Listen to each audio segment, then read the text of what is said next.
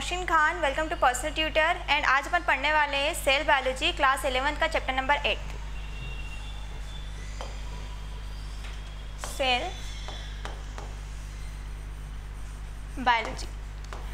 आज अपन जो topic cover करने वाले हैं वो है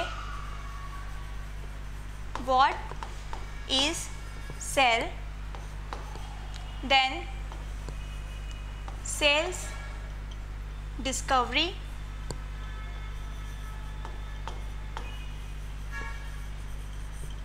and the last one is cell theory। ठीक, तो जो फर्स्ट अपने पास क्वेश्चन आता है जो हम चैप्टर पढ़ने वाले व्हाट इज सेल, तो सेल होता क्या है। One of the most important thing मैं ये बताना चाहूँगी कि जो हमारी बायोलॉजी सब्जेक्ट है उसका मीनिंग क्या होता है। That is biology, bio that is life and logy means study। bio life and it is study। अगर हमें लाइफ की स्टडी करनी है तो हमें ये देखना पड़ेगा कि लाइफ की शुरुआत कहाँ से हुई है। तो जो लाइफ की शुरुआत है वो होती है एक सेल से। दैट इज़ कि सेल एक स्मॉलेस्ट यूनिट है जो लिविंग फॉर्म में एग्जिस्ट कर सकता है। सेल से कोई सी भी छोटी यूनिट, दैट इज सेल की कोई सी भी सब यूनिट फ्रीली एग्जिस्ट नहीं कर सकती है। अब इसमें एक वर्ड आता है freely existence. Freely existence, freely existence का मतलब है कि फ्रीली जी लेना, रह लेना। मतलब कि अगर हम सेल की बात करते हैं तो मैं इसमें आगे बताऊंगी कि सेल के अंदर क्या क्या स्ट्रक्चर्स होते हैं। सेल मेम्ब्रेन हो गया, साइटोप्लाज्म हो गया, सेंटर में हमें न्यूक्लियस, माइटोकॉन्ड्रिया एंड काफ़ी ज़्यादा चीज़ें देखने को मिलेगी। बट मेन चीज़ क्या है कि जो माइटोकॉन्ड्रिया है, न्यूक्लियस है, साइटोप्लाज्म, इसको अगर हम सेल से अलग कर दें तो ये फ्रीली एग्जिस्ट नहीं कर सकता है। बट अगर हम इसको पूरा एक सेल के कॉन्स्टिट्यूएंट में रखें तो ये एक यूनिट बनती है जो फ्रीली एग्जिस्ट कर सकती है। It means it is freely exhaustive. तो यही होता है हमारा सेल, द स्मॉलेस्ट यूनिट। अब क्योंकि यही स्मॉलेस्ट यूनिट है, इसके कितने भी हम पार्ट कट कर देंगे वो फ्रीली एग्जिस्ट नहीं कर सकते। इसीलिए हमारी डेफिनेशन सेल की बनती है cell is the structural and functional unit of life. काफ़ी ज़्यादा साइंटिस्ट आए हैं, काफ़ी डिस्कवरीज हुई है, उनके बेस पे इसकी डेफिनेशन काफ़ी चेंज भी की गई है। बट ये जो मेन डेफिनेशन है इसे तो एकदम मगअप करना ही है आपको। Cell is a structural and functional unit of life. इसके अलावा cell is the smallest unit that can freely exist, smallest unit that can freely exist. ये हो गया हमारा सेल कि सेल होता क्या है, सेल की डेफिनेशन क्या होती है, हम फ्रीली एग्जिस्टेंस से क्या मतलब समझते हैं। अब इसके अलावा एक और चीज़ अब आपको देखने को मिलेगी, यूनिसेल्यूलर, मल्टीसेल्यूलर, दो टर्म्स हमारे पास अब आएंगे। अगर हम लाइफ की बात कर रहे हैं कि बायोलॉजी स्टडी है लाइफ की, तो लाइफ में क्या आता है, प्लांट एंड एनिमल।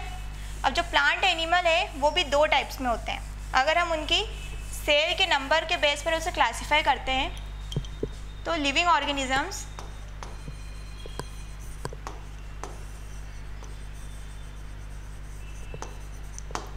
दो टाइप में क्लासिफाइड होते हैं। एक होते हैं यूनिसेल्यूलर और सेकंड होते हैं मल्टीसेल्यूलर।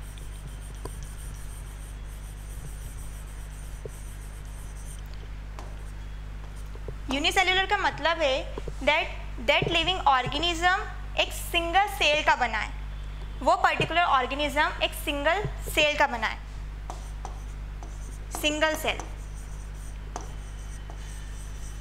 ठीक, और मल्टीसेल्यूलर का मतलब है कि दैट पर्टिकुलर ऑर्गेनिज्म एक से ज़्यादा सेल से बना हुआ है।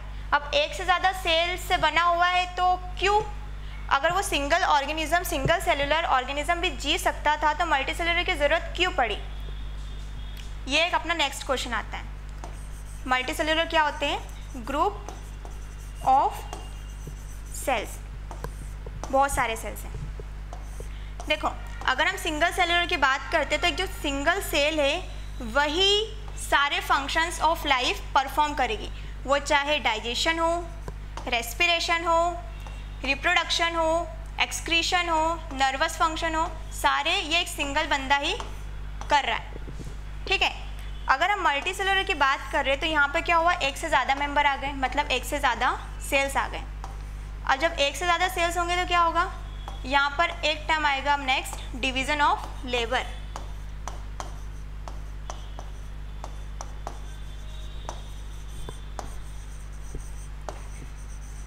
ठीक, यहाँ पर क्या होगा, डिवीज़न ऑफ लेबर, मतलब कि यहाँ पर इतने सारे काम, डाइजेशन का हो, रिप्रोडक्शन का हो, रेस्पिरेशन का हो, एक्सक्रीशन का हो, और बहुत सारे फंक्शंस होते हैं जो हमारे लाइफ की एसेंशियल्स में हेल्प करते हैं।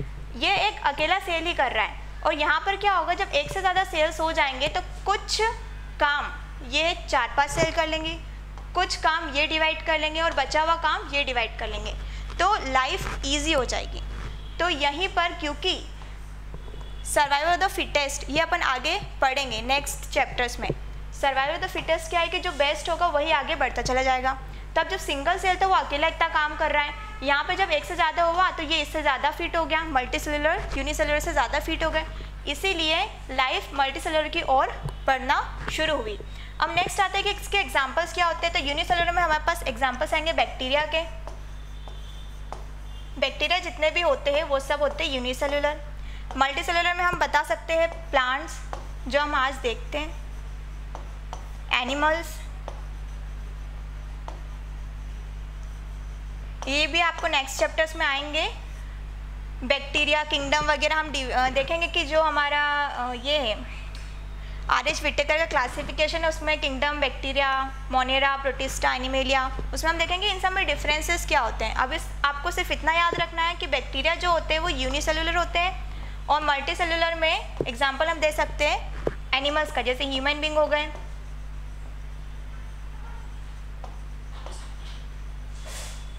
etc. ठीक, अब नेक्स्ट हमारे पास आता है सेल की डिस्कवरी। अब सेल की डिस्कवरी में बहुत बढ़िया सी कहानी रही है कि आखिर सेल की डिस्कवरी हुई कैसे। एक साइंटिस्ट थे जिनका नाम था रॉबर्ट हुक।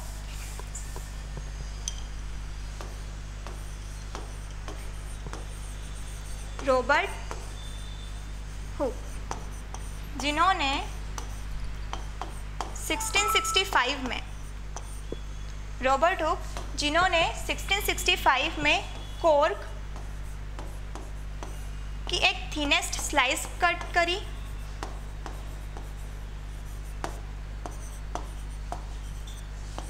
और उसे माइक्रोस्कोप के नीचे रख कर देखा कि वो कैसे दिखती है। इनके पास अपना खुद का एक माइक्रोस्कोप हुआ करता था। इन्होंने 1665 में कॉर्क की एक थिनेस्ट स्लाइस कट करी और उसे माइक्रोस्कोप के नीचे रखकर देखा। अंडर द माइक्रोस्कोप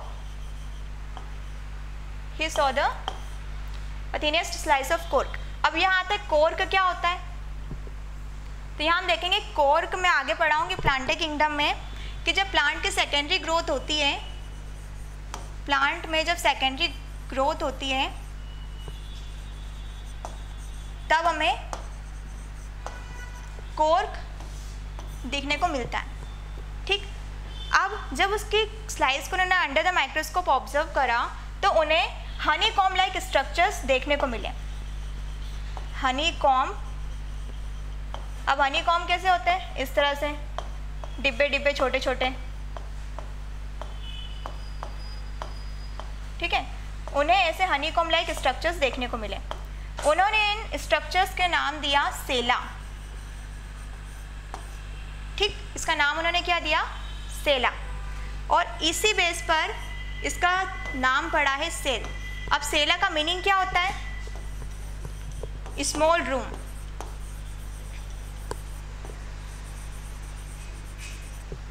मतलब छोटे छोटे रूम। अब हनीकॉम्ब स्ट्रक्चर में हम देखेंगे छोटे छोटे लिटिल रूम के समान ये स्ट्रक्चर्स दिखाई दे रहे हैं, इसीलिए इन्होंने इसका नाम दिया सेला और तभी से नाम पड़ गया आज मॉडिफाइड होके सेल। ठीक, ये पूरी डिस्कवरी को उन्होंने अपनी बुक माइक्रोग्राफिया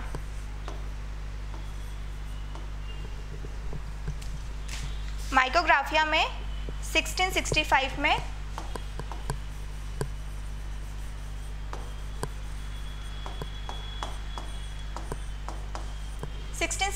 में पब्लिश किया था। ठीक, ये फर्स्ट साइंटिस्ट थे। अब एक चीज़ देखना कि जो कोर्क सेकेंडरी ग्रोथ होती है, कोर्क जो उनकी स्लाइस उन्होंने कट करके रखी थी, ये एक्चुअली डेड सेल की डिस्कवरी थी। ठीक है, ये उन्होंने प्लांट सेल जो कि डेड सेल था उसकी डिस्कवरी करी थी। तो अगर क्वेश्चन आता है डेड सेल की डिस्कवरी किसने करी थी, 1665 में रॉबर्ट हुक ने। ठीक, इसके बाद में अपने नेक्स्ट साइंटिस्ट आते हैं Antony van Leeuwenhoek.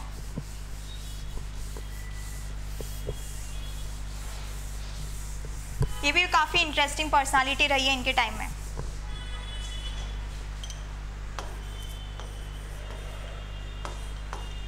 Antony van Leeuwenhoek. ठीक है, इन्होंने 1667 में एंटोनी वॉन लीवेनहॉक ने लिविंग सेल की डिस्कवरी करी थी, एंड दैट इज बैक्टीरिया। और ये जो एंटोनी वॉन लीवेनहॉक जिनकी हम बात कर रहे हैं, ये कोई बहुत बड़े साइंटिस्ट नहीं थे, एक स्मॉल मतलब एक साधारण इंसान ही थे। इनके पास क्या मेन चीज़ थी, दिमाग जो काफ़ी शार्प था। इन्होंने अपना खुद का माइक्रोस्कोप डिज़ाइन करके रखा था और इनके टाइम का सबसे बेस्ट माइक्रोस्कोप इन्हीं के पास था। ये क्या करते थे, अब क्योंकि माइक्रोस्कोप तो है तो क्या करना है, कुछ भी चीज़ दिखी तो उसे माइक्रोस्कोप के नीचे ला के देखो क्या कैसे दिखती है, क्या है। जो क्यूरियोसिटी थी ना, उसी चीज़ ने बैक्टीरिया की डिस्कवरी करवा दी। ये क्या एक स्मॉल मर्चेंट थे, डच पर्सन थे ये, और ये एक दिन अपने शॉप पर बैठे हुए थे, बारिश का मौसम था।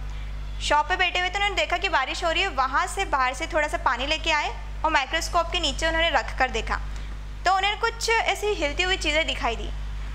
तभी उस पर जब और ज़्यादा रिसर्च की गई तो पता चला कि वो एक बैक्टीरिया है, एक लिविंग यूनिसेलुलर ऑर्गेनिज्म है जिसका नाम है बैक्टीरिया। इसके अलावा आगे तुम्हें पढ़ने को मिलेगा कि एंटोनी वॉन लीवेनहॉक ने प्रोटोजोआ, स्पर्म, ऐसे कई सारी चीज़ों की इन्होंने डिस्कवरी करी है।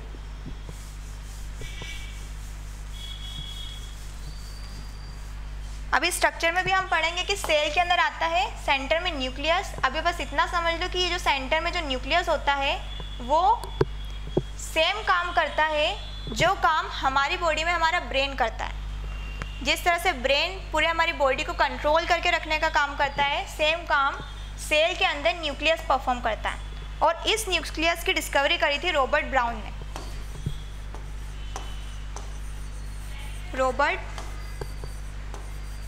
ब्राउन।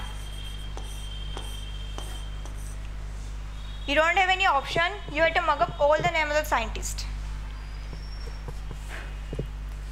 ठीक, और इसका ईयर भी याद रखना।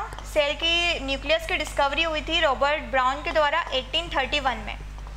ठीक, first Robert Hooke 1665, then Antonie van Leeuwenhoek 1676, then Robert Brown 1831।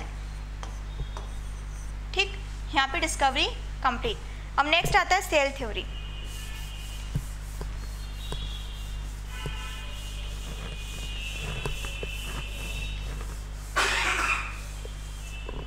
ठीक, सेल थ्योरी। अब सेल थ्योरी इस चैप्टर का बहुत इंपॉर्टेंट पार्ट है, नीट में भी इससे रिलेटेड काफ़ी एमसीक्यूज आते हैं। ठीक, तो दो साइंटिस्ट थे जिनका नाम आपको याद करना ही है।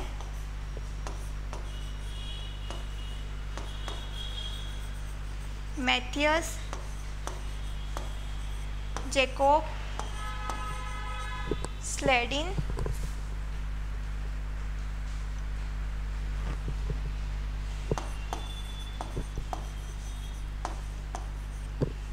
and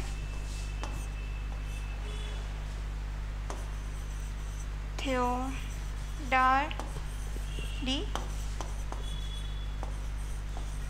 Swan, Matthias Jacob Schleiden and Theodore D Schwann. इसका शॉर्ट फॉर्म में ही एक्चुअली नाम एनसीईआरटी में दिए हुए हैं, Matthias Jacob Schleiden and Theodore D Schwann. ठीक है, जो मैथियस जेकॉब स्लेडिन थे वो एक ब्रिटिश जूलॉजिस्ट थे, जर्मन बोटनिस्ट थे, और थियोडोर डी स्वान एक ब्रिटिश जूलॉजिस्ट थे। ये बॉटनिस्ट थे और ये जूलॉजिस्ट थे। इन दोनों ने मिलकर सेल थ्योरी दी थी। ठीक है, और उसका ईयर था 1839। इस चैप्टर में जो ईयर आ रहे हैं एकदम इसे मगअप करते ही जाना है क्योंकि बहुत इंपॉर्टेंट है। 1665, 1676, 1831 and the next our year आ रहा है 1839 जिसमें सेल थ्योरी दी गई थी।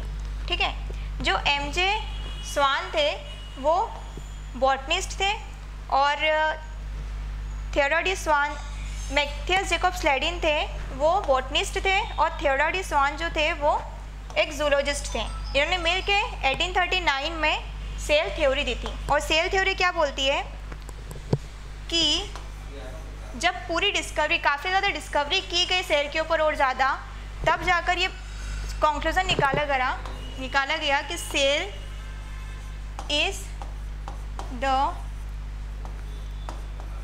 Structural and functional unit of life, या फिर इसे अदर फॉर्म में भी बोल सकते हैं कि cell is the basic unit of life.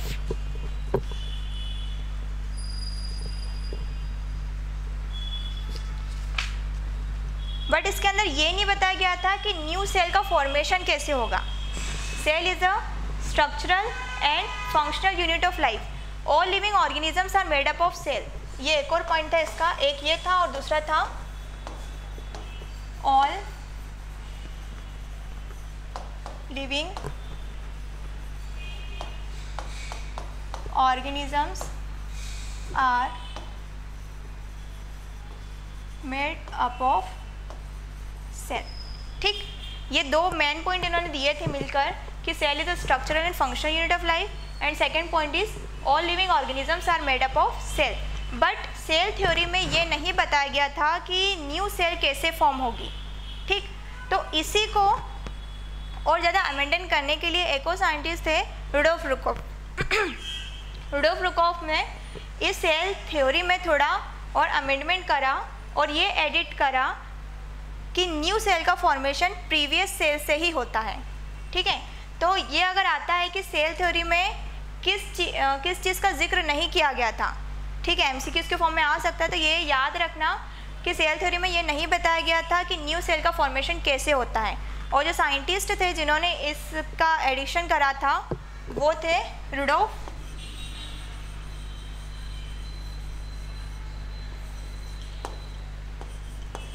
रिचॉफ। ठीक, इसका भी ईयर दिया होगा, एक सेकेंड,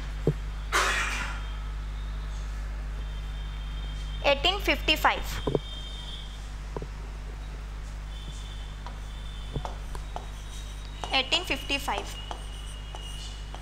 क्या बताया था इन्होंने? ओमनी सेलुला ई सेलुली, that is new cell form from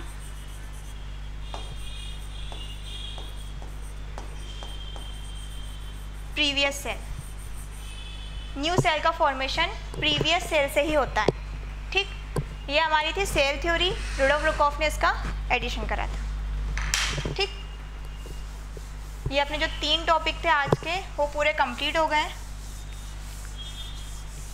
इसे अच्छे से रिवाइज करना और 1831, 1839, 1855, 1676, 1665 ये सब ईयर का क्या इंपॉर्टेंस है ये याद रखना और साथ में पूरा चैप्टर अच्छे से रिवाइज कर लेना। Thank you. अगर चैनल अच्छा लगे, पढ़ाना अच्छा लगे तो प्लीज़ सब्सक्राइब करना, शेयर करना और लाइक करना। Thank you.